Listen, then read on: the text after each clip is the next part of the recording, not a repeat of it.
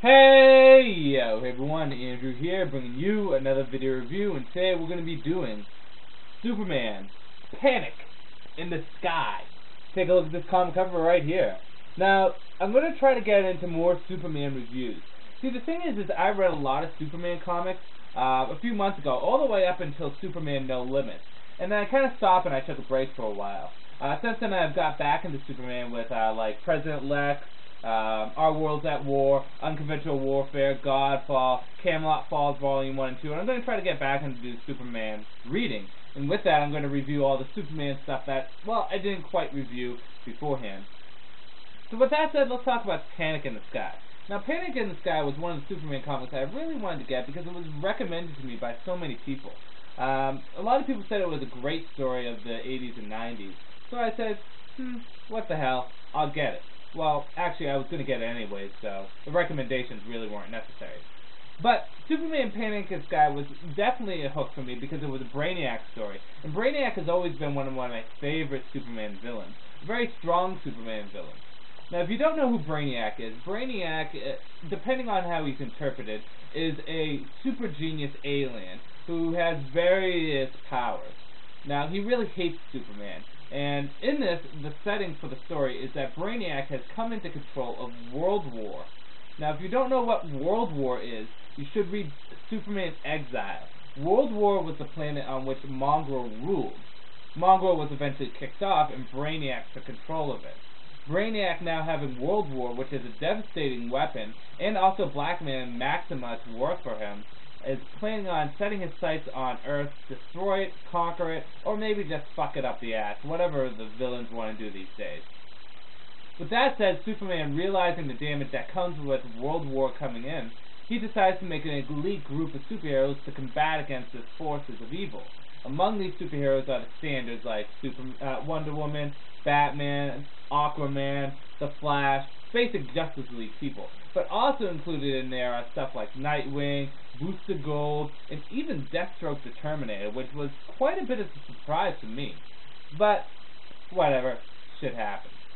So Superman makes this elite group of superheroes. He leads one group of superheroes into space to combat against Brainiac on World War, while Batman leads another group of superheroes on the planet Earth to take on any ground forces that might show up.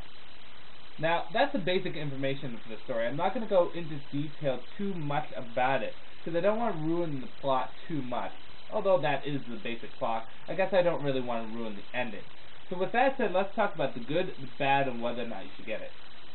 Well, the good thing is that this is a good Brainiac story. I really like how Brainiac was portrayed. He kind of has a classic feel to him. With how Brainiac has been used in recent years, depending whether it's the original Brainiac or Brainiac 13 or any Brainiac for that matter, I really like the classic Brainiac, the good old one with the goatee and the mustache, as you can see there. So I really liked how Brainiac was portrayed. And the setup for this story was very nice. I really liked how they built up the tension on how really royally screwed Earth is if Brainiac comes with World War. It was great to see all the superheroes get together, too. The writing itself was mediocre at best. It wasn't absolutely amazing, but at the same time, it wasn't at all bad. I also enjoyed the art, too. The art was very nice. Good standard art, but on the whole, the art was very good. And then there was various amount of writers on this, too. It wasn't just one person. With that said, let's talk about the bad.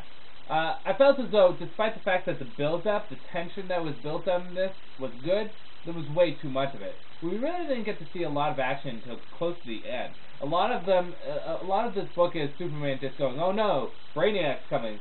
Oh no, Brainiac's coming. And it just felt as though it dragged on for a little bit too long. I really think they could have added at least one or two more issues in here, just to give us a little bit more action and a little bit more, conflict that we need. A lot of suspense, a lot of build-up, but maybe a little too much. The other downside to this is, despite how good this book may be recommended, I don't think it's absolutely fantastic. I think it's a mediocre Superman story at best, with really the only highlights being how the characters are portrayed.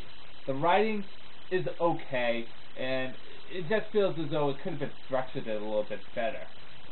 Despite all this, whether or not you should get it. Despite the fact that Panic in the Sky did not live up to my expectations, that does not mean by any stretch of the imagination it's bad. I enjoyed Panic in the Sky. Even for its faults, I enjoyed it. Maybe it's just because I'm a Superman fan or I'm a comic book fan that just likes to see my heroes in action. But on the whole, I did enjoy this. Do I recommend it to anyone? No. If you are a normal comic book reader, you probably shouldn't pick this up. However, if you're a hardcore Superman fan, then I would recommend this. This is really for only Superman fans. Just know what you're getting into, that it's mediocre story at best. But I think you'll still have a good time.